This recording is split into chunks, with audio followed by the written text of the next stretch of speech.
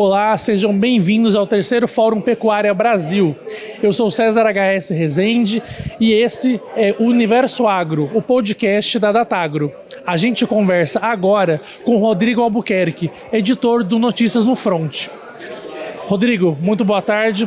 Primeira pergunta que eu te faço é a seguinte: como o produtor pode usar o planejamento a favor dele na questão da pecuária? Em primeiro lugar, boa tarde. É um prazer estar aqui com vocês, companheiros de podcast. Eu também tenho o podcast do Notícias do Front. E estar aqui no Universo Agro é uma honra e satisfação para a gente. É aquela história, né? O produtor muitas vezes não, sempre, o produtor é muito apaixonado na atividade, seja na agricultura, seja na pecuária. Eu costumo dizer que quando a paixão entra pela porta, o planejamento e o lucro saem pela janela. Então é ótimo a gente trabalhar com o que a gente gosta, a gente ter paixão na atividade, isso é ótimo. Mas é preciso ter planejamento, que é justamente a sua pergunta. Então a gente precisa, se for assim, para deixar bem simples para o pessoal entender, para mim o que é planejamento? É você pensar de trás para frente. Então vamos deixar mais claro. Por exemplo, na pecuária, eu vou produzir um boi gordo. Então, pensar de trás para frente. Então, o fim do ciclo é o boi gordo. Para isso, eu preciso de um bezerro. Qual o preço de venda desse boi gordo?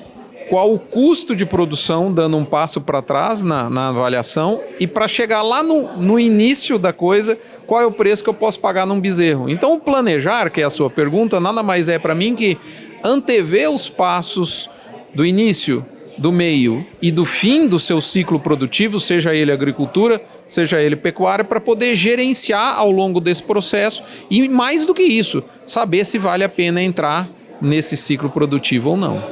Quando você fala essa questão do planejamento para o produtor, para o pecuarista, nesse caso que a gente está tocando aqui, quais são as causas que você enxerga nesse sentido? Por que o produtor ou o pecuarista tem dificuldade em executar esse planejamento muitas vezes?